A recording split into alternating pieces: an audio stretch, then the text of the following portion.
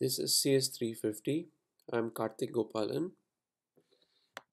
In this lecture, we will talk about memory management, which deals with how the operating system divides up the physical memory among multiple processes running on a computer. In the ideal world, programmers would want lots of memory in their computer.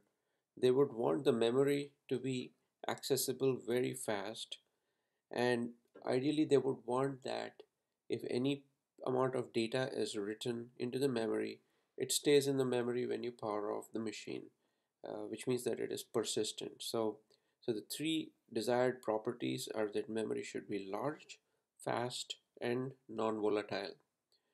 In reality, of course, you cannot get everything you want, so you have to make trade-offs between these three properties. That's what leads us to a memory hierarchy where we have um, uh, these three properties satisfied to different extents. So in the memory hierarchy, at the top of the memory hierarchy, you will have small amounts of very fast but very expensive memory, and these are known as cache. In the next level, you will have some medium speed, medium priced memory, which is usually the DRAM or dynamic random access memory. And finally, at the lowest level, you can have slow but very cheap and large amounts of memory. And this corresponds to the hard drives or persistent storage devices that come with every computer. So, memory management component of the operating system is responsible for managing this memory hierarchy and for moving data back and forth across this hierarchy. So this is a pictorial illustration of the memory hierarchy. It's also an approximation of the memory hierarchy in modern computer systems. So at the top of the hierarchy, we have registers which are very fast because they are accessible at the granularity of nanoseconds, but they're also very small. You can only store small amounts of non-persistent data in these registers. Close to the registers, there are hardware caches such as L1 cache, L2 cache, L3 cache.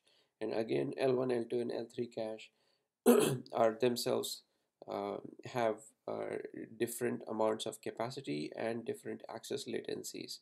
But the access latencies are still in the order of nanoseconds.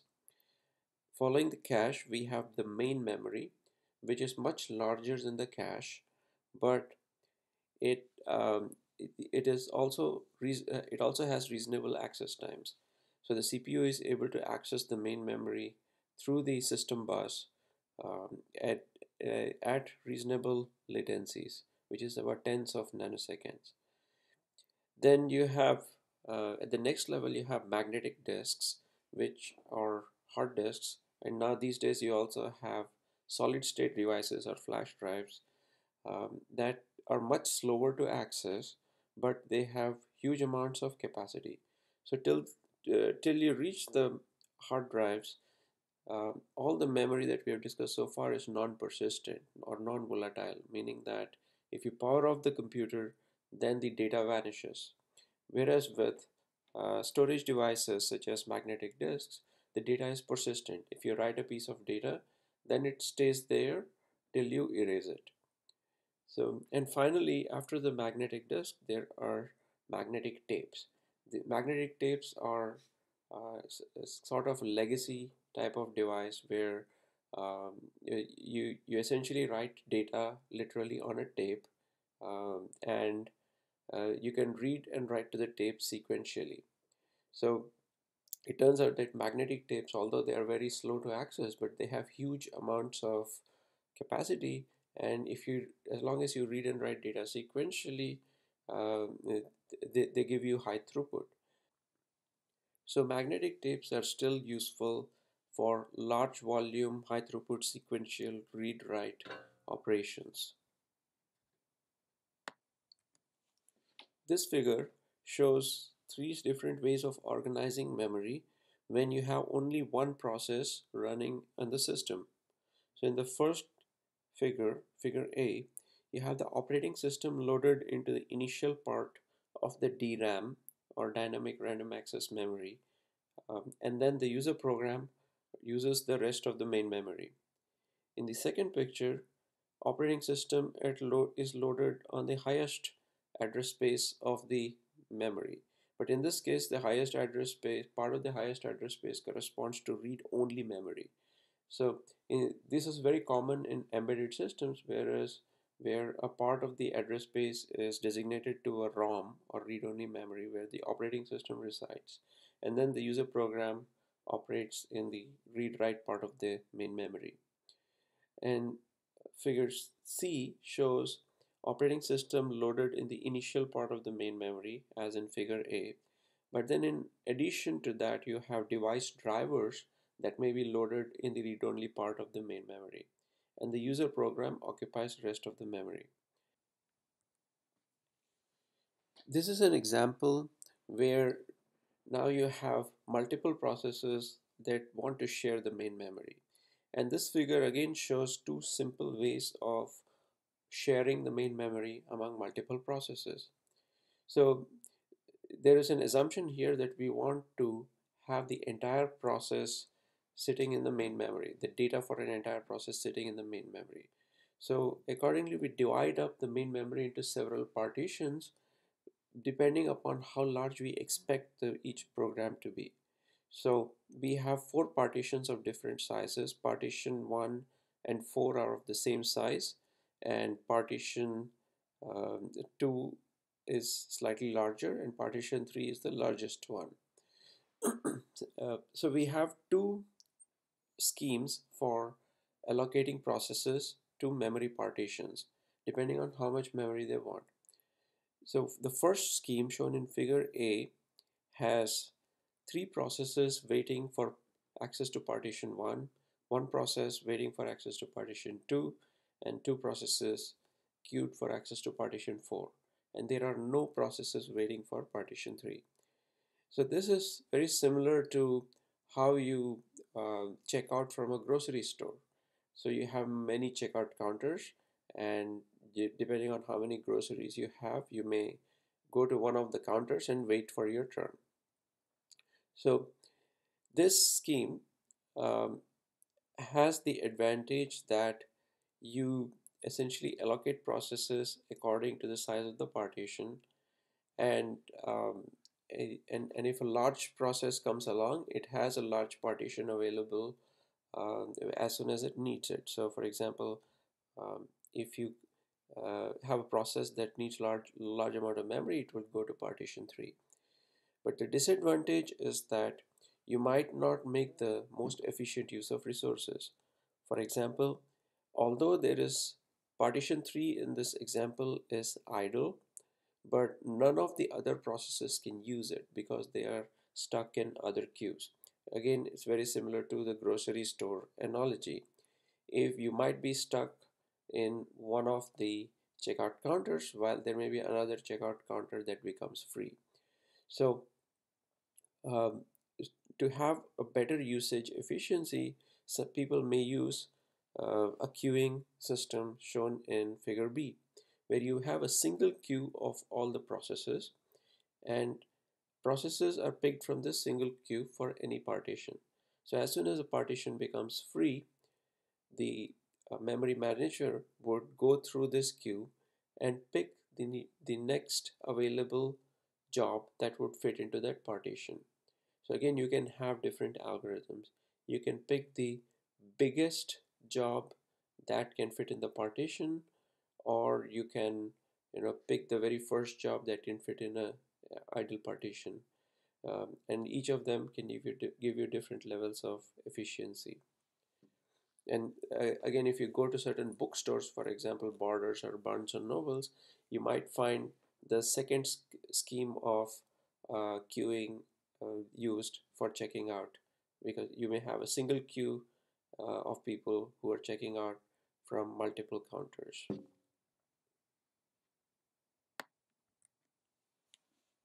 Next, we come to the concept of relocation and protection.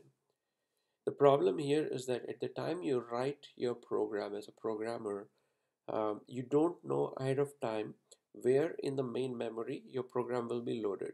So most programmers would assume that the memory addresses for their program start from address 0 and they go up to a certain limit. So depending upon the architecture, you may assume that the memory limit is 2 to the power 32 bytes or 2 to the power 64 bytes, whether the architecture is 32 or 64 bytes.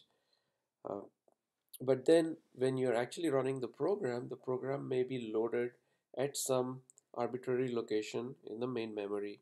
So, so this is known as relocation, where at runtime the program may be loaded at some offset. So in the second figure here, you have the program loaded at the base address, and the program's contents go up to base plus limit. Again, this is a very simple representation of how virtual memory works, but it illustrates the concept of relocation. The programmer assumes that the address space varies from 0 to a limit, whereas when it's loaded in the physical memory, the address may start from a base and go up to a limit. These concepts get more sophisticated as we will discuss both virtual memory and segmentation. But for now, it's important to understand that the programmer's view of base and limit is different from the actual base and limit that may be allocated to the program at runtime. In addition, there's also the concept of protection that's illustrated here. So the program is allowed to access memory only up to the limit. What if the program tries to access an address greater than limit, for example limit plus 1 or limit plus 10 or byte at limit plus 100? So in such cases the access should be disallowed because that memory doesn't belong to the process. So hardware for most computers would include some sort of a protection mechanism where if every memory access would be monitored, if the memory access goes beyond the limit, then the memory access would be disallowed by the execution hardware. In such cases, usually a trap is raised and the trap would transfer control to the operating system, which would usually terminate the process. So this is often seen by errors such as segmentation violation. When you run a program and your program may crash saying segmentation violation. So that usually means that you tried to access a memory location beyond the limit. Next, we are going to look at the notion of swapping.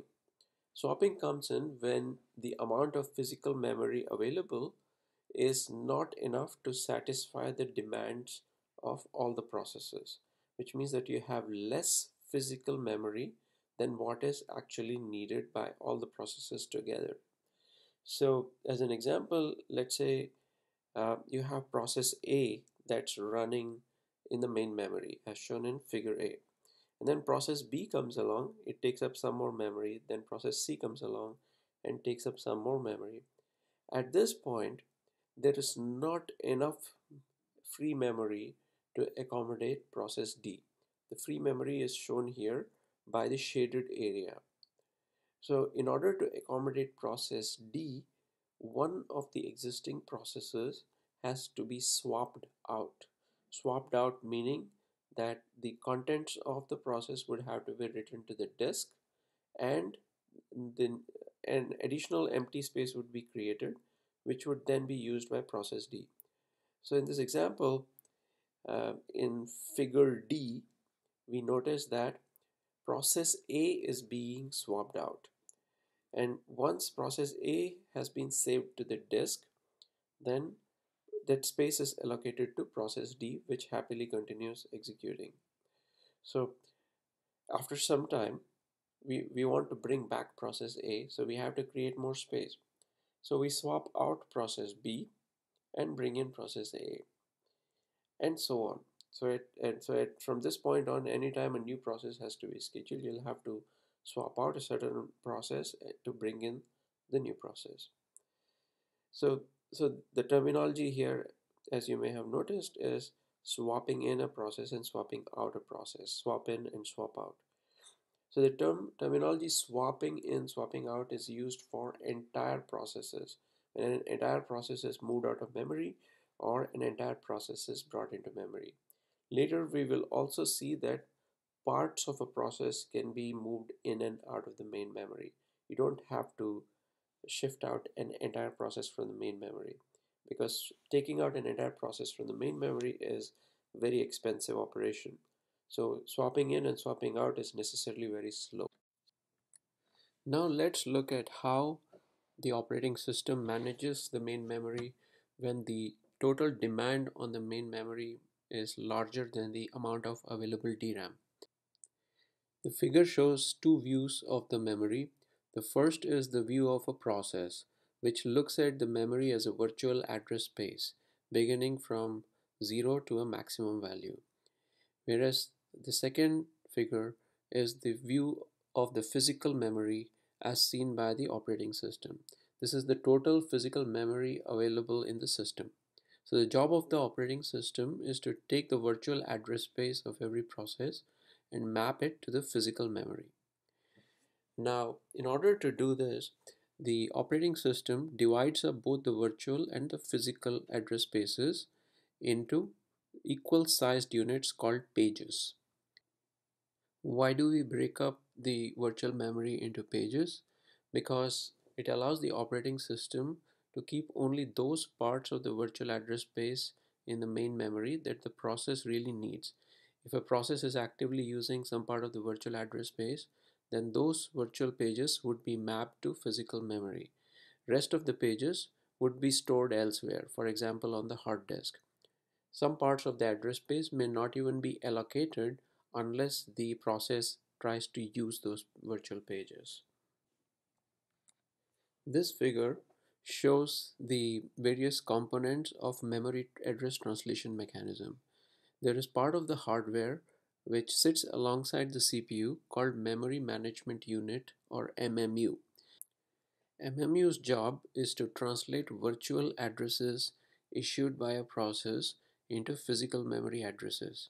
The virtual addresses are provided as input to the MMU. Then the MMU performs some mapping to convert the virtual addresses into physical memory addresses. These physical memory addresses are then sent over the system bus to the memory controller, which then accesses the corresponding memory locations. So how does MMU perform translation from virtual to physical memory addresses? So there is a data structure which is very central to all the memory management and operating system. This data structure is called page table. Every process in the operating system has a page table. So the purpose of page table is to map virtual memory to physical memory. As we discussed earlier, the virtual address space is broken up into equal sized pages.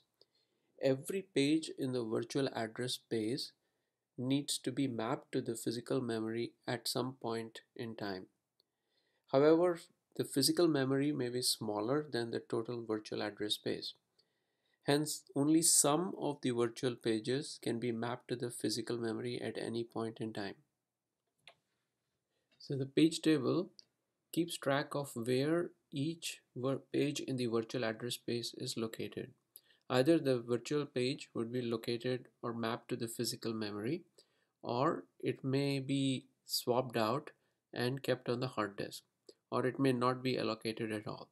So in this example, we see that virtual page number 0 is mapped to physical page number 2. Similarly, virtual page number 1 is mapped to physical page number 1. Virtual page number 2 is mapped to physical page number 6, and so on. However, some of the pages are not mapped to the physical memory, which means that they are not present in the physical memory. These mappings are marked by an X in this figure. What this means is that the pages are not present in the main memory, rather they are either swapped out or they have not yet been allocated. Now, this figure shows how the memory management unit translates a virtual address to a physical address.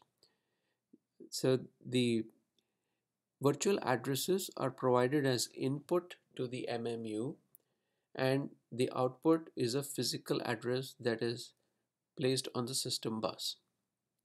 When a virtual address arrives at the bottom of this figure as input to the MMU, the virtual address is broken up into two components.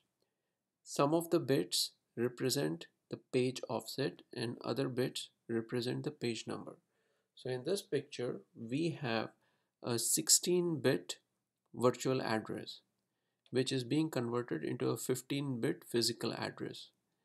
The 16-bit virtual address allows you to address 2 to the power of 16 bytes or 64 kilobytes of virtual memory, whereas 15 bits of physical address allow you to access 2 to the power of 15 bytes of physical memory or 32 kilobytes of physical memory. So we assume that each page here is 4 kilobytes in size. 4 kilobytes 4 kilobyte pages require at least uh, 12 bits to access each byte in the page. So what that means is that in a 4 kilobyte page, there are 2 to the power of 12 bytes. So in order to address 2 to the power of 12 bytes, you need 12 bits. Thus, the lower 12 bits of the virtual address are used as page offset. These bits are directly transferred to the output without any translation. Out of the 16 bits of virtual address, the remaining 4 bits, or the most significant 4 bits, are used as an index to look up into the page table. So in this picture, you would see that the most significant 4 bits are used to index the page table to find out what is the corresponding physical page number. So if the table in the middle of the MMU is the page table. So in this case, there are two entries in the page table. The first entry is the physical page number corresponding to each virtual page, and the second entry is a present absent bit. A 1 indicates that the corresponding page is present in the main memory, and a 0 in the present absent bit indicates that the page is not present in the main memory, or that the page table entry is invalid. So in this example, the virtual address or the virtual page number here happens to be 2. So we use the last 4 most significant 4 bits to access the second and the third entry in the page table, or the entry at index 2, and we find that the corresponding physical page number is 110 or 6. So since the present absent bit is 1, it means that this entry is valid. The 3 bits representing the physical page are then transferred to the output and appended to the 12 bits that we had directly transferred from the page offset. So the 12 bits of the page offset and the 3 bits of the physical page number together give us the 15 bits for the physical address being accessed. Now in this example, we had only 16 bits for the virtual address, which meant that with 4 kilobyte pages, we had only 16 pages in the entire virtual address space. So the page table itself contains only 16 entries, one for each virtual page in the virtual address space. Now this is a very small page table, and it's very easy to have enough memory in the MMU to accommodate the entire page table, right? But if you increase the size of the virtual address space, let's say in a 32-bit architecture, then you would find that the page table size also increases.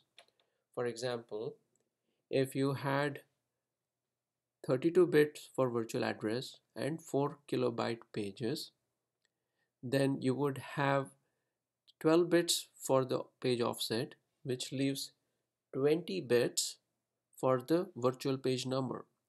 So your page table would need to have 2 to the power of 20 or a million entries. If you go even further to 64-bit architectures, then the number of page table entries would increase significantly. Now it's clear that for very large page tables, all the memory cannot be placed inside the MMU. So what do we do? The solution is to take the page tables out of the MMU and keep them in the main memory. Main memory has a large amount of capacity, so storing large page tables in the main memory is not a problem. In addition, memory for page tables can be allocated as and when the page tables grow. Now, instead of storing the entire page table in the MMU, we can replace the page table with the page table base register that holds the base address of the page table. Every time there is a process context switch, we need to change the page table base register to point to the new address of the page table for the new process. Now let's take a look at how the page table works for a 32-bit architecture. This is specifically the Intel architecture where, where Intel provides two levels of page tables. So given 32 bits of virtual address, we divide up the 32 bits into three parts. A 12-bit offset into the page and two 10-bit indices. So the first 10-bit index is used to look into a top level page table, this is also known as a page directory. The page directory then provides the base address of a second level page table. So the next 10 bits of the virtual address are then used to look up the second level page table. And finally, at the second level page table, the corresponding entry gives us the base address of the page that we are trying to access. The page itself is shown by a small rectangle at the very end of the figure. Now, once we have the base address of the page, we can use 12 bits of the offset to access the specific byte that we need to read or write. Now remember that all this translation is done in the hardware. So the entire translation from the virtual address to the physical address is done in the hardware by the MMU. MMU has access to the page table base register, which provides the base address of the top level page table. The page table base register is also known as the CR2 register on Intel architecture. Now another way to understand this figure is to consider the page table as a giant array. Okay, it's essentially a giant array where every entry of the array is a page table entry. So if you were to allocate the whole array in one shot, then that would be very inefficient. First of all, you won't find enough memory to accommodate the entire array, and even if you did, it is kind of wasteful because most of the entries in the page table may never be used. The process may never access the pages that correspond to most of the entries. So we want to allocate the page table in a dynamic fashion, meaning as the memory demands of a process increases, we would allocate more and more parts of the page table. So one way to do that is by breaking up the page table into several chunks, and these chunks are represented in the second row in the figure. So um, so we allocate page table in incremental chunks of 4 kilobytes each. And how do you keep track of these different parts of the page table array? For that, you have the top level directory. And top level directory keeps track of where each of the individual components of the page table are located. So essentially the whole data structure is simply a large array that has been broken up. Different parts of the array are stored in different parts of the main memory, and the top level page table keeps track of the different parts of the page table. So that's pretty much all it is. A page table is essentially a giant array that has been broken up and stored at different places in the main memory. Next, let us look at what each page table entry looks like. This is just a typical format of the page table entry. Different architectures will have different formats, but their main components would mostly be the same. So the most important component of a page table entry is the physical page number or the page frame number. So in um, architecture terminology, a physical page is also referred to as a page frame. So in addition to the physical page number, there is an additional bit called the present absent bit. The present absent bit, as we discussed earlier, it indicates whether the corresponding virtual page is present in the main memory or it's absent, meaning swapped out or unallocated. Then we have certain protection bits that specify what are the permissions for access to this page. For example, a process may have permissions to read a page or write a page or execute the contents of the page. So these privileges are controlled by the operating system. Now, there is also an additional bit called the modified bit. This is also called a dirty bit. And then there is another bit called referenced bit. Referenced and modified bit go together. The purpose of the referenced bit is to track whether the page has been accessed recently. Periodically, the operating system would go around and reset all the referenced and modified bits. As a process accesses the pages, the reference bits would be set. If a process writes to a page, then the modified bit would be set. This way, the operating system can go back and examine these bits once in a while and figure out which pages are being actively referenced and which pages have been written since the last time these bits were reset. So there is a very important role that these bits play because it allows the operating system to determine which pages are important for the process and which pages are not. The pages which are not being accessed can then be swapped out of the main memory and written to the disk. Finally, there is a caching disabled bit that is used by the operating system for memory mapped I/O operations. We will discuss memory mapped I/O later when we talk about I/O subsystem, but the basic purpose here is to tell the virtual memory system not to cache these pages.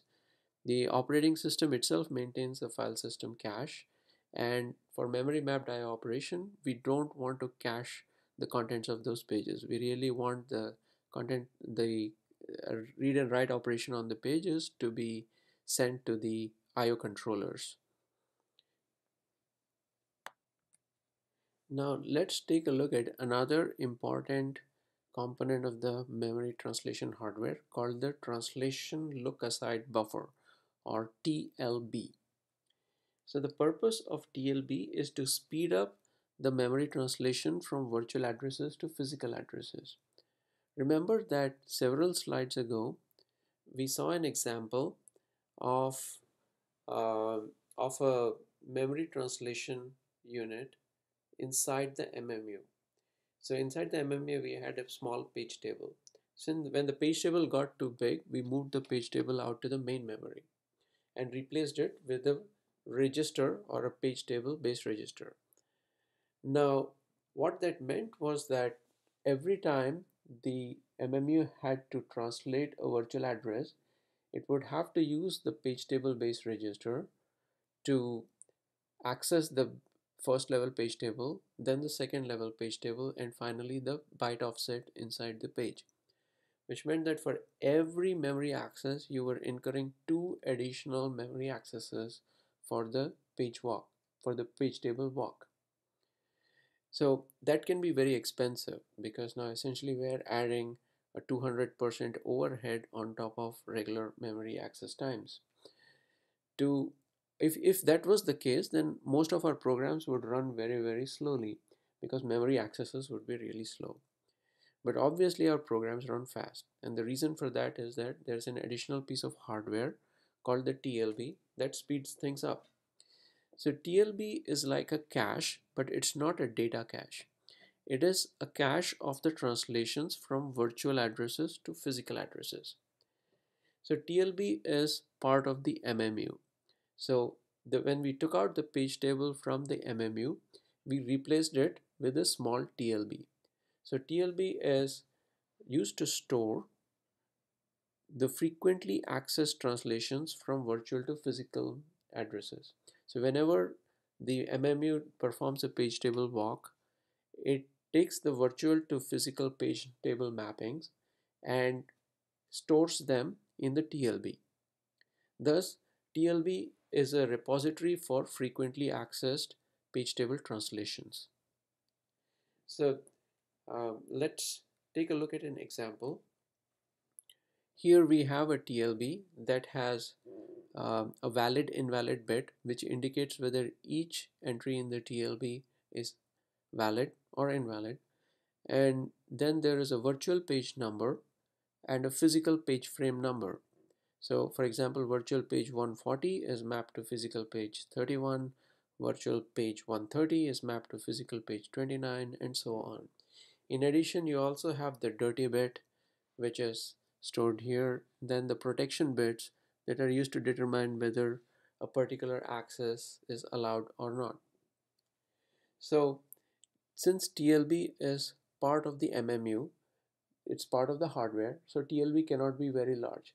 In fact, this is um, it consists of a very fast associative memory in which whenever you get a virtual page number, you can search all the entries in the TLB at the same time. So this provides a very fast search operation, but because it's a very fast associative memory, it's also very expensive. So larger the TLB size, the more expensive your memory translation hardware becomes. Now there are two types of memory translation architectures: architected page tables and architected TLBs. In architected page tables, the format of the page table is defined or specified by the ISA, or the instruction set architecture.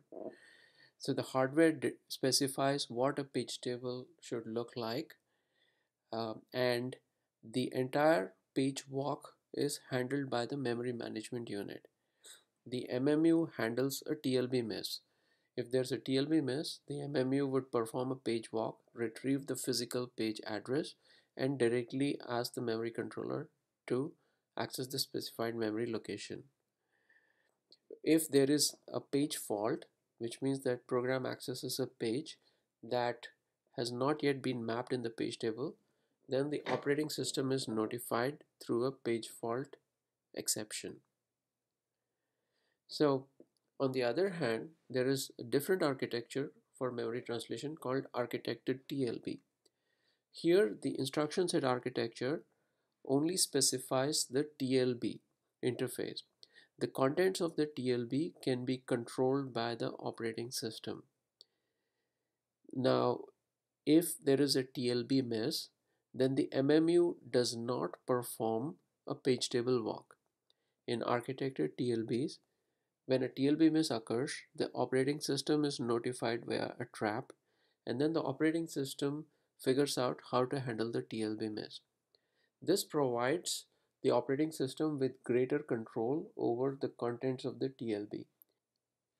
An example of architected page table is Intel's x86 architecture, where the page table format is closely specified by the ISA. An example of architected TLB is the Alpha architecture, which is now obsolete. Now let's revisit the concept of a cold start penalty. We had learned earlier that immediately after a context switch, a process may perform in a degraded manner. Its performance may not be its peak performance. This is because most of the hardware caches are cold. Specifically for TLB, what this means is that any translations that the process needs from virtual to physical addresses, those translations have not yet been stored in the TLB. So immediately after a context switch, the process may go through a series of TLB misses till enough TLB entries have been populated by the MMU. At that point, the process can start executing full throttle at its peak performance. So the cold start penalty is roughly the cost of repopulating the TLB and other hardware caches upon a context switch. Now there is a concept called tagged TLB, which means that every TLB entry has an associated tag. The purpose of the tag is to identify the process with which a specific page table translation is associated. So the execution context could be either that of a process or a thread, or in any other way the operating system defines an execution context. Thus, when you perform a context switch, the hardware does not need to flush the entire TLB. This way you can keep the old entries of a process being switched out, so that if the process comes back in the near future, then it will still find that some of the TLB entries are present. So thus a tag allows the TLB to avoid a full TLB flush upon a context switch. Now let's take a look at the impact of the page size on the page tables. So if so far we have dealt with standard page sizes of 4 kilobyte, but in fact the page size could be larger or smaller depending upon the system configuration. So there are certain advantages and disadvantages of small page sizes, or conversely large page sizes.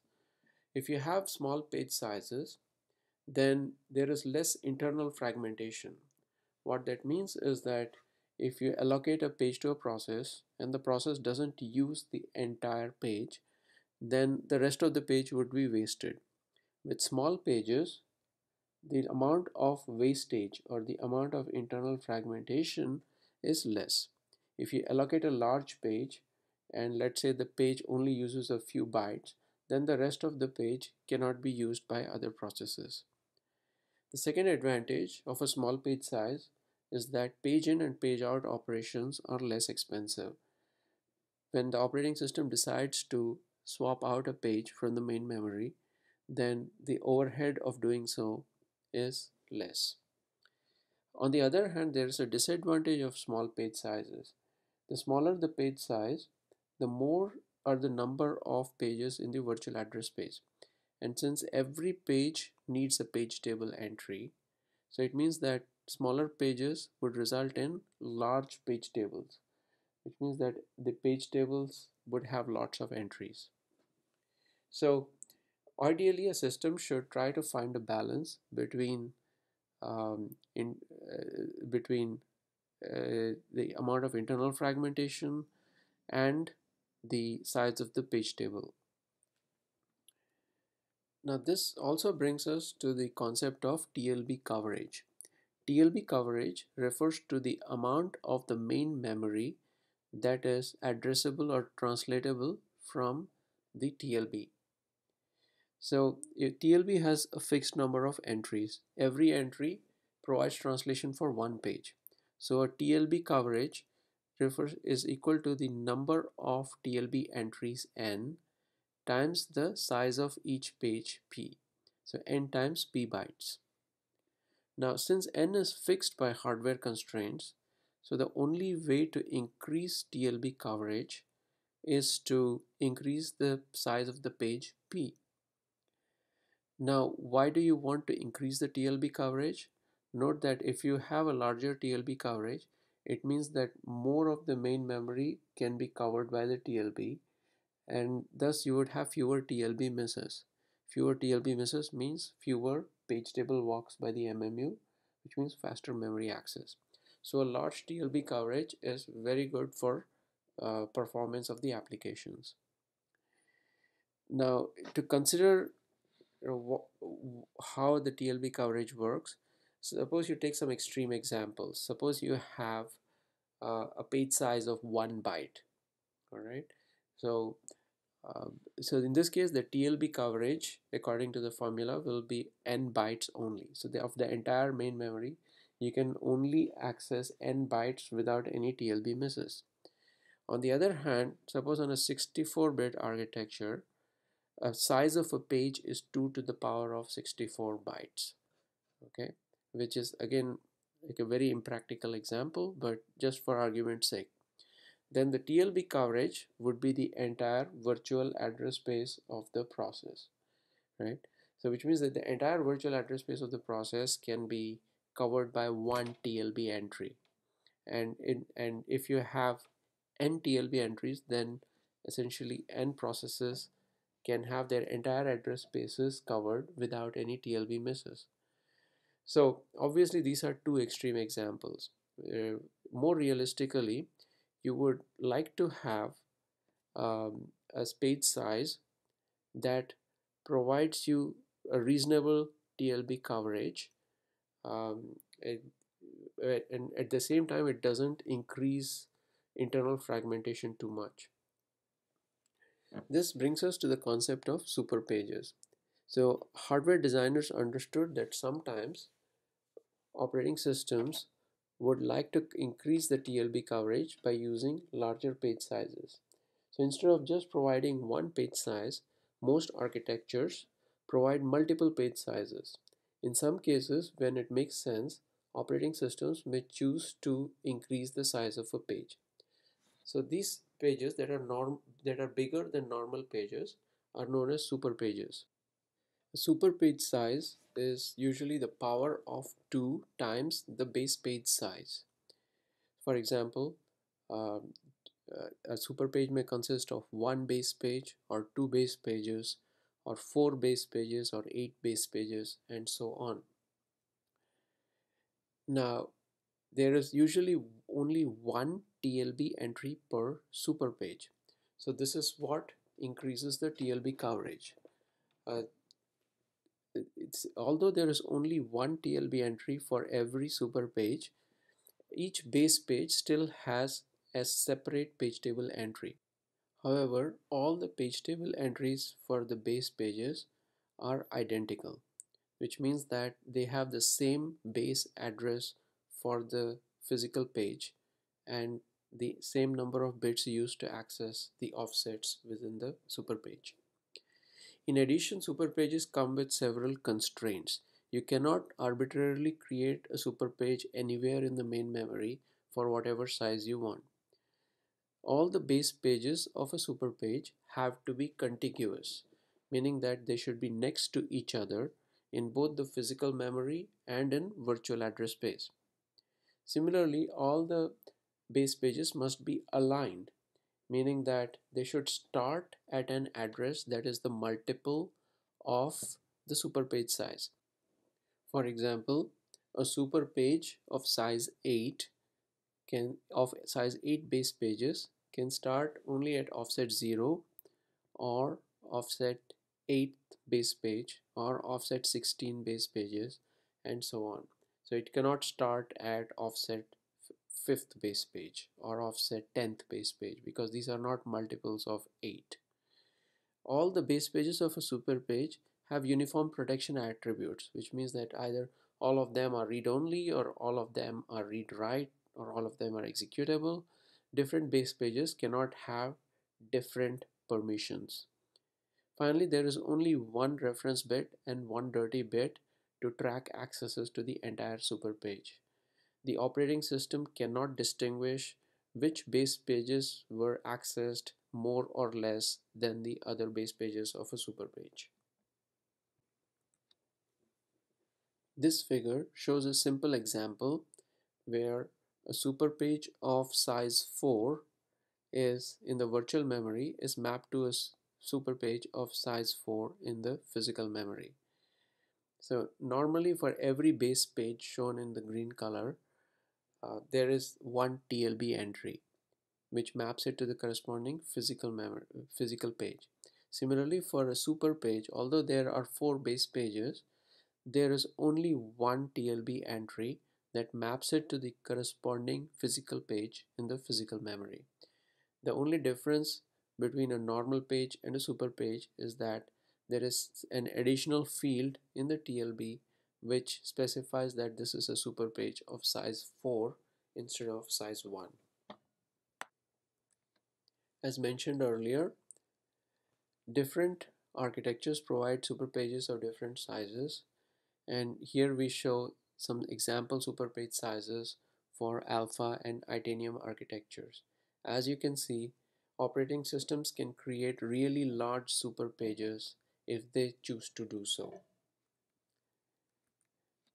Here is a quiz that tests some of your basic skills in understanding the page table, page size, byte offsets, and the relationship of these concepts. So please work through these examples on your own. There is also the solution to this quiz in the next slide. So if you have any questions about the quiz or the solutions, feel free to ask me or the TA. And here are some references to help you better understand the material that we have just discussed.